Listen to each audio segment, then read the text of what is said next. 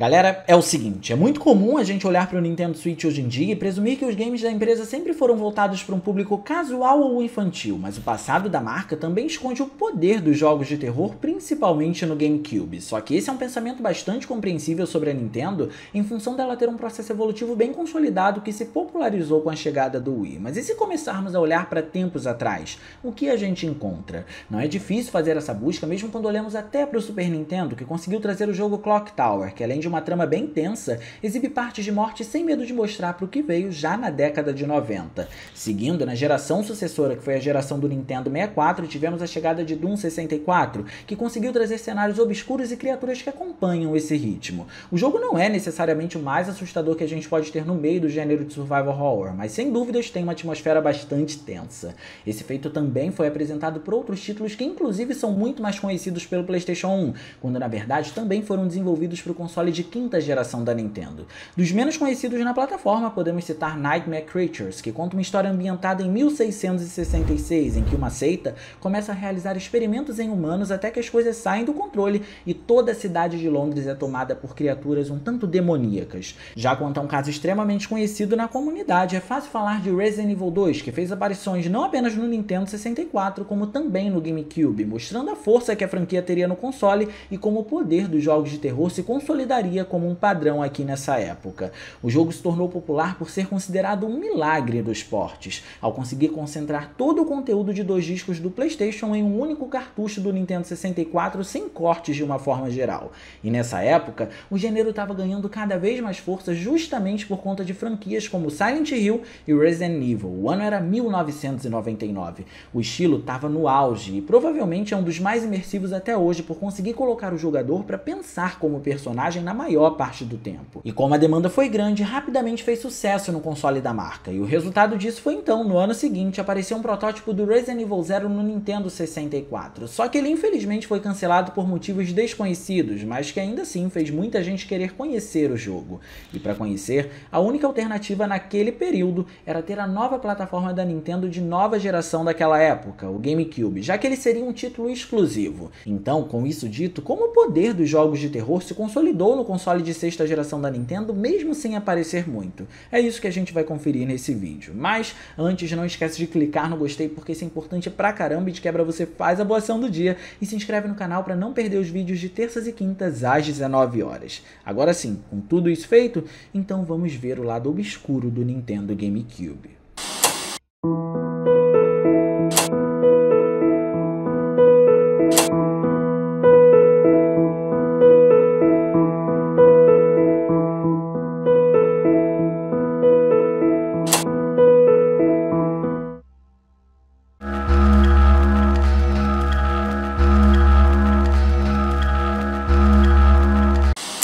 Falar como os jogos de terror começaram a ganhar força no Nintendo GameCube e não mencionar o clássico Eternal Darkness é quase um crime, mas também não é válido dizer que o jogo consegue definir esse estilo na plataforma, porque ao julgar o que encontramos durante a gameplay de um game do gênero de survival horror, existe uma certa inconsistência ao trazermos ele para esse universo. E não me entendam mal, Eternal Darkness tem seu próprio mérito por ser lembrado até os dias de hoje quando mencionamos esse gênero ao vermos, por exemplo, essa cena clássica. Mas agora, se olharmos para algumas mecânicas de jogabilidade junto à forma como o personagem se movimenta por todos os ambientes e como os combates são realizados, vemos que existe muito de uma essência de games de aventura também. Dá para dizer que ele consegue misturar os dois mundos tentando não perder a coerência e de certa forma cria assim a sua própria identidade. E esse é o ponto com esse jogo. Com a chegada de Resident Evil no mercado naquela época, que havia bebido muito da fonte de Alone in the Dark e expandido seus conceitos, muitos games que tentavam entrar para esse gênero acabavam por se parecer demais com o título da Capcom e por isso poucos são lembrados. Eternal Darkness, no entanto, consegue brincar com o psicológico do jogador ao mesmo tempo em que aplica movimentos mais sutis para o personagem, e isso é o que o torna tão único. Um exemplo clássico é quando no decorrer do game a tela começa a ficar completamente bugada, apresentando erros ou o controle para de funcionar do absoluto nada. Isso na verdade era apenas o jogo quebrando a quarta parede e interagindo com o jogador de uma forma um tanto assustadora, eu diria. E esse foi o caso mais leve, porque é fácil lembrar também de quando ele dizia que apagaria completamente o seu save do memory card, quando na verdade também era apenas uma forma de assustar quem estava jogando. Afinal, se você perde o seu save ao morrer ou ao desligar o console, você precisaria voltar tudo do começo, e isso definitivamente não é algo bom para um jogo do gênero de survival horror. Mas não, seu save não era apagado, o título estava apenas brincando com a sua mente. Só que na época ninguém em absoluto sabia desse tipo de coisa, e por isso era assustador. Aqui encontramos literalmente um bom exemplo de terror psicológico e interação com quem estava no controle, e isso era o que dava medo. Os inimigos não eram dos mais assustadores, e o sistema de combate dificilmente conseguia deixar qualquer um apreensivo. Já os cenários, por mais que fossem bem construídos e apresentassem versões levemente distintas em épocas diferentes, uma vez que vamos controlando personagens em períodos variados do tempo, eram fáceis de serem memorizados. Não existia um grande desafio nesse sentido. Por isso que, no fim, a grande sacada do título foi entregue ao sair da linha do roteiro para poder interagir com quem estava jogando, algo que, inclusive, nenhum outro game conseguiu fazer tão bem. Mas agora, se a ideia é consolidar esse gênero, não tem como não falar dele.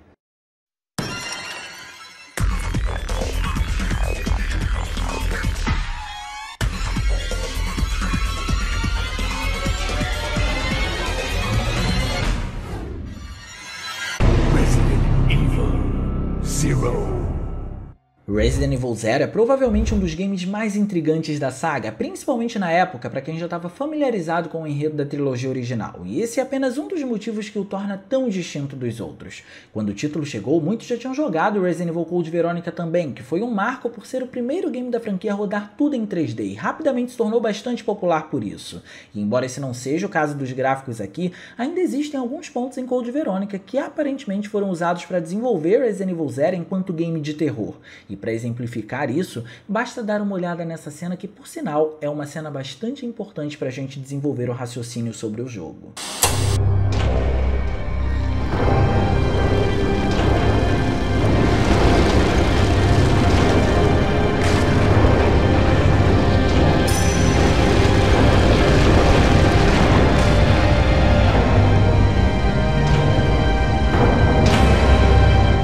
Levando em consideração que esse título foi lançado após a trilogia original, mostrar Alexia surgindo em chamas depois de transformada e Albert Wesker se impondo como vilão com olhos vermelhos e correndo pelas paredes foi só uma forma de separar as coisas entre uma geração e outra.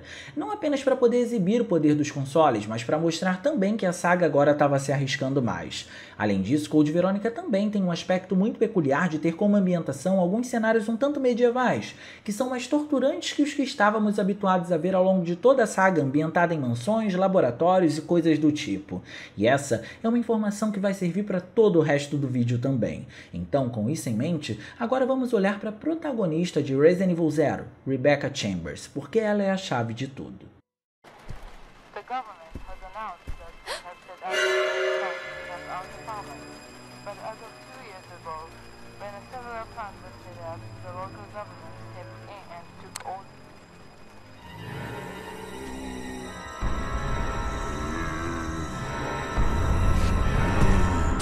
Se você veio da trilogia original, tenha consciência que desde o primeiro game ela já estava lá, sendo conhecida como o membro mais novo dos Stars com apenas 18 anos de idade. E tudo isso é refletido na aparência inocente dela e no comportamento um tanto imaturo, em função do medo no primeiro jogo da saga, o que é completamente natural com base nos eventos ocorridos. Por isso, esse é um dos pontos que deixa o jogo intrigante, porque agora estamos no controle dessa personagem que, diferente de todos os outros protagonistas, apresenta uma aparência frágil e um comportamento que acompanha isso. E talvez tenha sido por isso, inclusive, que Resident Evil Zero colocou mais um personagem para ser controlado, que é um ex-presidiário chamado de Billy Cohen. É possível que isso tenha acontecido por um certo temor de colocar uma personagem que passe essa impressão de fragilidade dentro de uma saga que sempre mostrou mulheres tão confiantes e independentes. Então, outro protagonista está lá para poder balancear isso. Existem, inclusive, alguns momentos em que vemos esse ponto de vista sendo possivelmente mostrado na prática, como agora.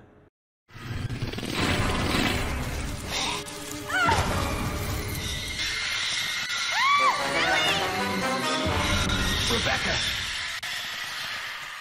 Mas essa fragilidade também se expande para todo o esquema de mecânicas do game, e não é difícil de perceber isso, como por exemplo, Rebecca aguenta muito menos danos que Billy. Além disso, diferente dos jogos anteriores, aqui não temos o clássico esquema de baús, o que faz com que o jogador precise ir largando seus itens no chão, e caso precise transportar para uma outra área, ele precisa fazer isso manualmente. O que ajuda um pouco nesse sentido é o fato de termos o dobro de espaço de inventário para usar, já que temos mais um personagem que pode ser jogável a qualquer momento agora. As trocas entre entre Billy e Rebecca acontecem instantaneamente, independente de onde você esteja com cada um deles, o que foi um sistema extremamente bem aplicado conhecido como Partner Zapping, e devo dizer que isso influencia um pouco na hora de deixar o jogador apreensivo, dependendo da área de onde você deixou o controle de um dos personagens, já que alguns cenários podem ter inimigos, e assim o personagem que você deixou lá fica por conta da inteligência artificial para poder lidar com isso.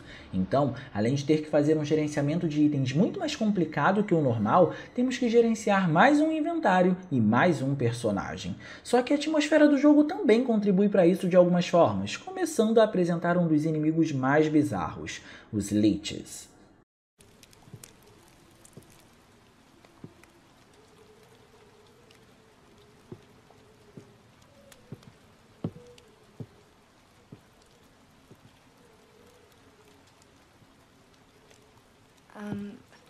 Excuse me, sir.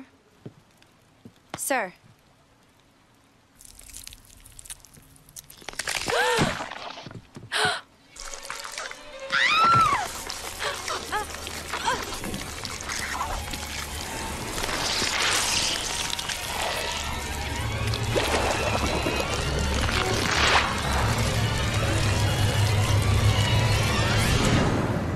Esse é o tipo de inimigo que até não é assustador pela sua forma em si, mas sim pelo seu conceito. Essas sanguessugas, na verdade, foram uma das primeiras variantes do T-Vírus, criadas por James Marcus, um dos fundadores da Umbrella junto a Oswald Spencer. Marcus, enquanto vivia, foi traído por seus discípulos Wesker e William Birkin, e uma das sanguessugas, após a sua morte, entrou em seu organismo, se desenvolvendo por cerca de 10 anos.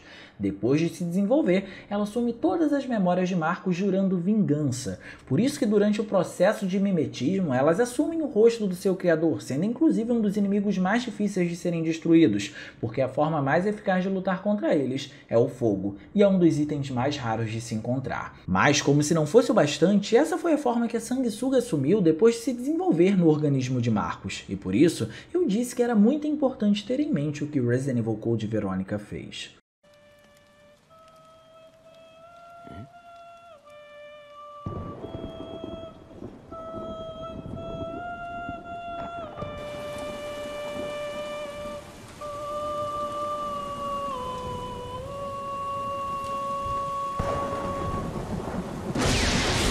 O Marcus jovem que aparece nessa cena tem controle de todas as outras sanguessugas, e ele é o responsável pelo ataque ao trem que Billy e Rebecca começam a história do game. A aparição dele, inclusive, assim como a de Alex, é claramente diferente do padrão assustador que nós tínhamos nos outros jogos da saga, tendo um ar bem mais macabro e sombrio.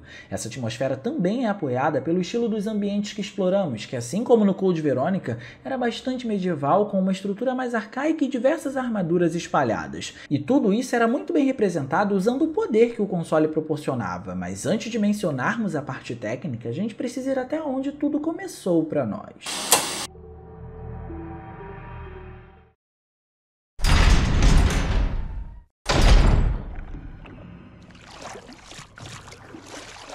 Richard!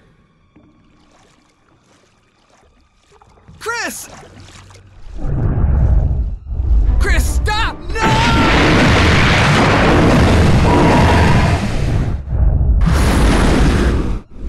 Richard! Por ordem de lançamento, ter abordado Resident Evil Zero nesse momento do vídeo pode não ter sido o ideal, porque meses antes tivemos a chegada do aclamado remake do primeiro jogo. Só que por outro lado, eu acredito que ele seja o ultimato para concluir o que a gente quer refletir aqui. E nesse caso, como ele faz isso? Por ser um remake praticamente fiel do game original, a primeira coisa que passa pela nossa cabeça é que já sabemos o que vamos encontrar sobre a atmosfera e gameplay dele, que hipoteticamente se resumiriam em uma mansão completamente reformulada com novos gráficos e inimigos que acompanham isso. Mas não é apenas isso que a gente encontra. A mansão que ambienta o game não apenas foi reformulada, como também recebeu novas áreas e novos ângulos de câmera graças a isso. A sensação que se tem é quase como se o jogador estivesse sendo vigiado por todos os corredores que ele passa, causando uma apreensão muito maior ao compararmos com o clássico lançado para PS1. Por isso, tudo aqui, embora tenha sido fiel, continua tendo elementos surpresas por apresentar novidades ao jogador, que inclusive agora precisa resolver novos enigmas para poder avançar. Se vocês querem uma exemplificação prática disso que eu estou falando, prestem atenção nessa área que foi introduzida aqui e não estava presente no jogo original.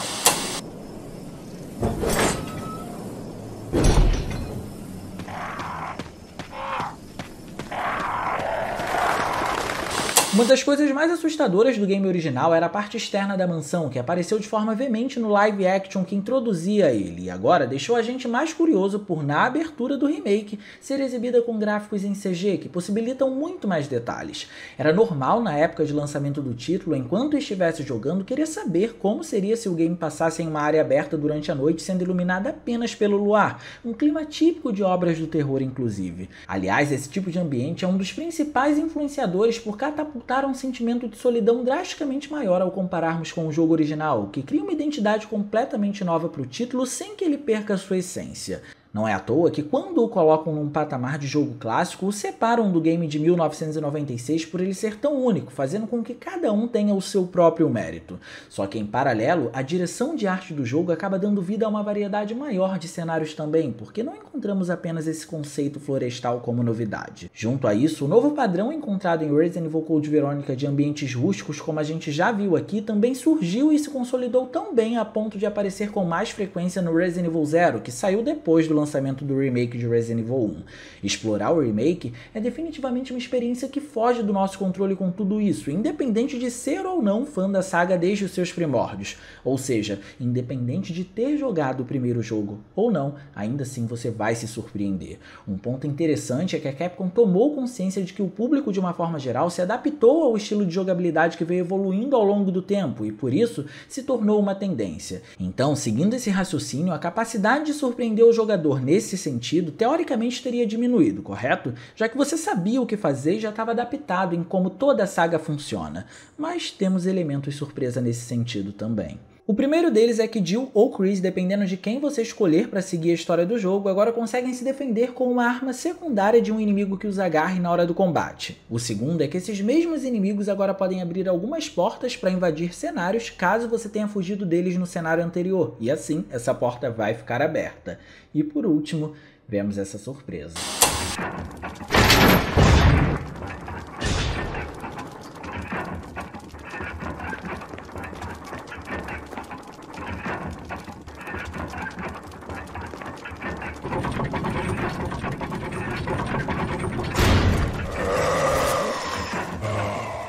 Esses são os Crimson Red, zumbis que voltam muito mais fortes após terem sido eliminados. Para eles não surgirem, o ideal é que após você eliminar algum zumbi, queime o seu corpo, e assim você acaba evitando maiores problemas. Ao queimar o corpo do zumbi, você o elimina completamente e não corre mais perigo. Mas com tudo o que foi apresentado até agora, parece que as novidades se resumem às mecânicas de gameplay, mas não é bem isso que acontece.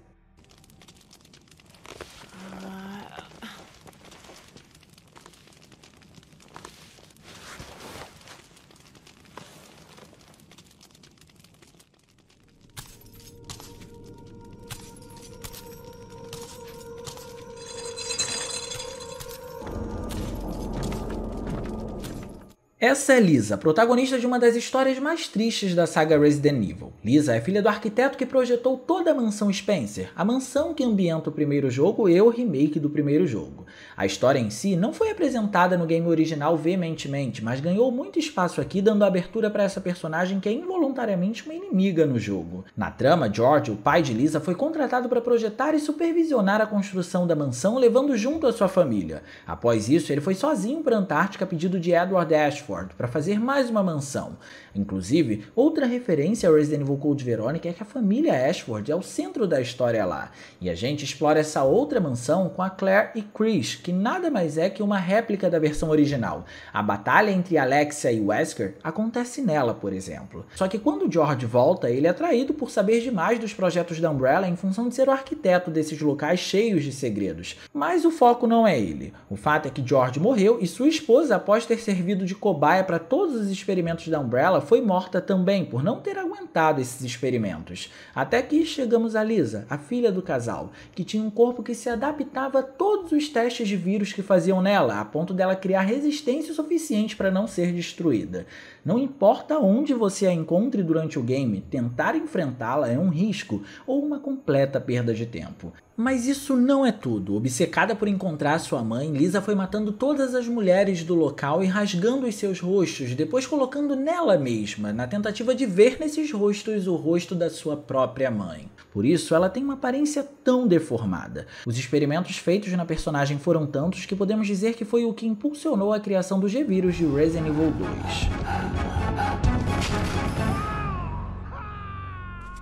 Tanto Resident Evil Remake como Resident Evil Zero se apresentam com o mesmo estilo gráfico do jogo original, sendo nesse caso os gráficos pré-renderizados, que consistem em ambientes em 2D com itens e personagens em 3D para interação. E levando em conta que Code Veronica já era em 3D, isso pode parecer um retrocesso, mas a história aqui é a seguinte. Na tentativa de manter o mesmo estilo visual do game de 1996, o time de desenvolvimento acabou criando ambientes em 3D muito à frente de seu tempo, e por isso, o Nintendo GameCube não dava conta de renderizar aquilo. Isso foi necessário então para poder manter a atmosfera do jogo original e para que Resident Evil Zero, por ser um prólogo, entrasse na mesma sintonia que ele. Então, ao invés de diminuir a qualidade do que foi criado, a equipe decidiu por deixar todos os ambientes pré-renderizados, com a diferença de que agora temos muito mais poder no GameCube do que tínhamos no PlayStation 1 para poder fazer isso, o que resultou então em fotos de altíssima definição para representar cada canto que ia ser explorado. Para criar mais de naturalidade, ambos os jogos abusam de efeitos de iluminação pré-calculada e dinâmica nos ambientes, fazendo com que tudo seja muito orgânico e para a época bastante revolucionário, o que faz com que na apresentação desse contexto tenhamos sombras capazes de interagir com o personagem e com todo o ambiente, e outras que estão ali apenas com fins estéticos, mas que funcionam muito bem. Com a mudança dos ângulos de câmera e elementos no cenário, vemos não apenas a incidência de luz e sombras nos ambientes, como mais profundidade neles também. Cada sala tem um ângulo minuciosamente estudado para dar essa sensação ao jogador, que muda no exato momento que a câmera muda também, se focando em um outro ponto para poder criar a profundidade em si. E tudo isso foi acompanhado de muito mais elementos em 3D e personagens que tiveram sua modelagem drasticamente melhorada. Se a gente comparar uma geração com a outra, é fácil dizer que aquela diferença entre os modelos 3D e os cenários pré-renderizados, que era uma limitação desse estilo naquele período, quase não existe mais no GameCube. Nos jogos do PS1 era perceptível que existia uma diferença de estilo visual entre tudo que era em 3D e o que funcionava de forma pré-renderizada, o que era natural, porque as fotos se aproximavam muito mais da realidade do que os modelos em si. Mas isso não foi um problema para o console de sexta geração da Nintendo. Por isso, o contexto geral foi tão bom que na época eles foram taxados como os jogos mais realistas de seu período e os melhores gráficos do GameCube até então, sendo esse um fator determinante para poder trazer o jogador para dentro do game na hora de imergir, o que fez com que ambos os títulos possuíssem gráficos completamente utilizáveis até para os padrões de hoje em dia, com todas essas combinações de técnicas. Por isso, eles receberam uma remasterização para todos os consoles de oitava geração e para Xbox 360, PS3 e PC, e são títulos extremamente jogáveis hoje em dia. No mais, esse foi o padrão estabelecido pelo poder dos jogos de terror no GameCube, em que poucos títulos conseguiram ultrapassar ou até mesmo alcançar. A combinação de gráficos pré-renderizados com elementos em 3D fez bom uso do poder do console de sexta geração da Nintendo e acabou impressionando até hoje. Mas no fim, eu quero saber o que você pensa desses títulos e qual foi a sua experiência com os jogos de terror do console da Nintendo de sexta geração. Deixa aí no campo dos comentários, beleza? E no mais, eu vou ficando por aqui. Eu espero muito que vocês tenham gostado. Se vocês gostaram, não se esqueçam de clicar no gostei, porque isso é importante pra caramba e de quebra você faz a boa ação do dia. E se inscreve no canal ativando o sininho das notificações para não perder os vídeos de terças e quintas às 19 horas. Minhas redes sociais vão estar aparecendo por aqui. Se vocês quiserem trocar uma ideia, sou todo ouvidos. Era isso, um grande abraço e a gente vai se ver na próxima.